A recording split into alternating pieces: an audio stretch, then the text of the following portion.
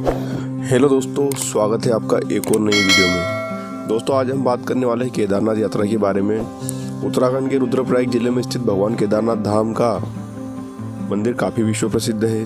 दोस्तों आप भी अगर केदारनाथ जाने का प्लान बना रहे हैं तो यह वीडियो आपके लिए काफ़ी यूज़फुल होगा, क्योंकि इस वीडियो में मैं आपको बताऊंगा कि केदारनाथ जाने के लिए क्या क्या साधन है, कितना खर्चा आने वाला है, खाने पीने की और ठहरने की क्या व्यवस्था है और हम वहाँ पर कहाँ पर घूम सकते हैं।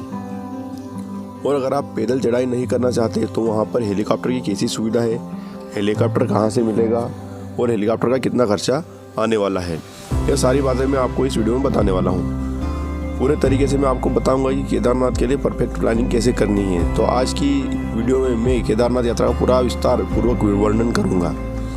सबसे पहले मैं बात करूंगा हम केदारनाथ की कब जाएं। तो दोस्तों केदारनाथ आप अप्रैल से लगाकर अक्टूबर के बीच में कभी भी जा सकते हैं, लेकिन अप्रैल से जून के बीच में काफ़ी भीड़ रहती है और जुलाई से अगस्त के महीनों में मानसूनी सीजन होने के कारण पहाड़ी रास्तों पर लैंडस्लाइड का खतरा अधिक बढ़ जाता है।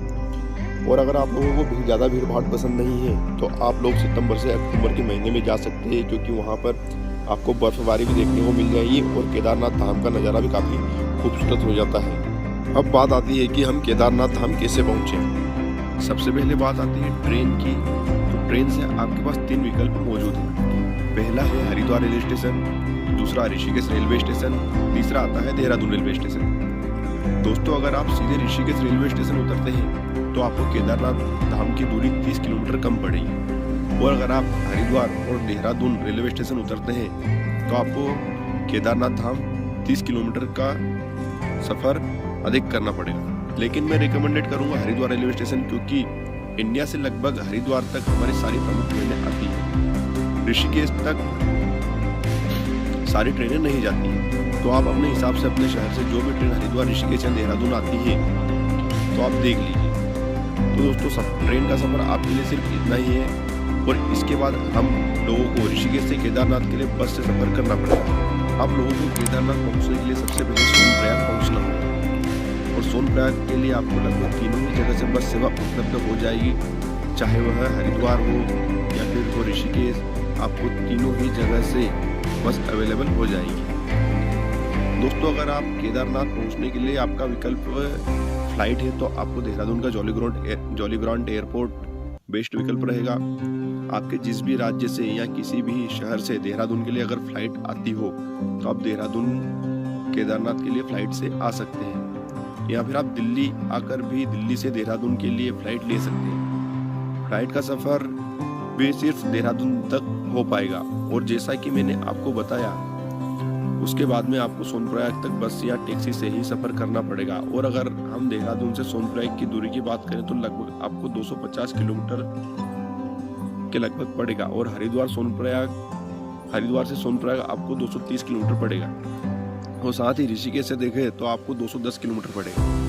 दोस्तों हम बात करेंगे सोनप्रयाग पहुंचने के लिए जो बस मिलेगी उस बस की टाइमिंग क्या होगी। तो दोस्तों बताना चाहूँगा कि तीनों ही जगह से आपको सुबह 5 बजे से शाम 7 बजे तक आपको आसानी से बसें मिल जाएंगी। तो अगर अब मैं बात करूं सोनप्रयाग तक का किराया हमको कितना लगेगा बस का। दोस्तों अगर आप काउंटर से ऑफलाइन टिकट लेते हैं तो आपको पड़ेगा पर पर्सन 350 रुपये के आसपास रहेगा, और अगर आप ऑनलाइन टिकट करवाते हैं तो यही टिकट आपको 500 की पड़ेगी।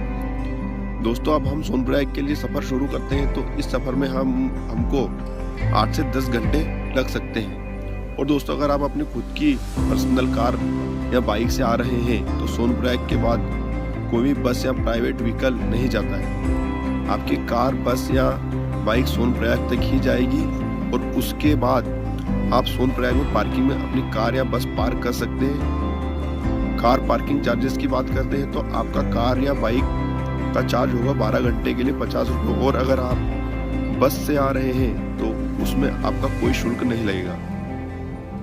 अगर आप हरिद्वार, देहरादून, ऋषिकेश से सुबह जल्दी निकले हैं और आपको सोनप्रयाग पहुंचने में शाम हो गई है तो आप सोनप्रयाग में भी स्टे कर सकते हैं। रूम वगैरह की बात करें तो आपको यहाँ पर हर प्रकार के रूम मिल जाएंगे, जिनका चार्जेस आपको मई और जून के महीने में 1000 रुपये से लगाकर 3000 रुपये तक पड़ सकते हैं, क्योंकि आप सब लोगों को पता है कि केदारनाथ धाम के कपाट साल में 6 से 7 महीने ही खुलते हैं, जो कि अक्षय तृतीया के दिन केदारनाथ धाम के कपाट खुलते हैं और साथ ही गर्मी की छुट्टियां होने के कारण बहुत ज़्यादा भीड़ रहती है। और अगर आप सितंबर या अक्टूबर के महीने में जाते हैं तो आपको यही चार्जेस, यही बजट आधा रह जाता है, क्योंकि उस टाइम इतनी भीड़ नहीं रहती है। दोस्तों बात करते हैं सोनप्रयाग से केदारनाथ के लिए, तो पहले आपको सोनप्रयाग से गौरीकुंड के लिए बोलेरो या मार्शल गाड़ी लेनी पड़ेगी, जिसका चार्ज 50 रुपये पे करना पड़ेगा एक सवारी का। सोनप्रयाग से गौरीकुंड की दूरी लगभग 5 किलोमीटर है। यहाँ पर आपको बहुत सारी खाने की होटल और दुकानें मिल जाएंगी, चाय नाश्ता भोजन भी कर सकते हैं। इसके बाद दोस्तों हम चलते हैं गौरीकुंड से केदारनाथ के लिए। तो यहाँ से आपको केदारनाथ के लिए मेन चढ़ाई शुरू हो जाती है। तो आप यहाँ से घोड़े खच्चर भी ले सकते हैं, जिनका चार्जेस 2000 से 3000 के बीच में आपको देना पड़ सकता है, और आप चाहे तो पैदल यात्रा भी कर सकते हैं। गौरीकुंड से आप दोस्तों पिट्ठू भी ले सकते हैं, जिसका किराया आपको लगभग 5000 से 6000 रुपये देना पड़ सकता है, केवल एक तरफ का, गौरीकुंड से केदारनाथ तक का। दोस्तों शुरू करते हैं अपनी पैदल यात्रा। 14 किलोमीटर की गौरीकुंड से केदारनाथ तक की यात्रा हम पैदल शुरू करते हैं।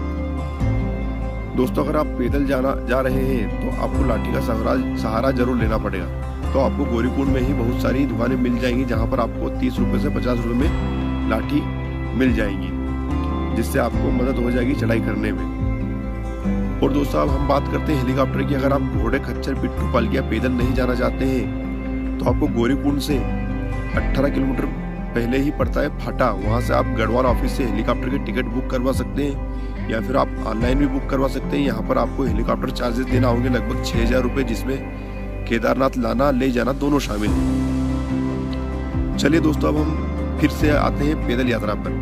तो पैदल यात्रा करते हुए आपको काफी खूबसूरत प्राकृतिक नज़ारे देखने को मिलेंगे, और साथ ही रास्ते में आपको ग्लेशियर और बर्फीले चादर से ढके हुए पहाड़ भी नजर आएंगे। और दोस्तों पैदल यात्रा के दौरान आपको पहाड़ी की दूसरी साइड कुछ पुराने मार्ग भी टूटे हुए नजर आएंगे, जो कि सन 2013 में आई आपदा के निशान है। लेकिन आप अभी जिस मार्ग से जाएंगे वह बिल्कुल नया मार्ग है, लेकिन आप जिस रास्ते से जा रहे हैं उसके अपोजिट साइड की पहाड़ी पर कहीं कहीं पुराने मार्ग के निशान नजर आएंगे।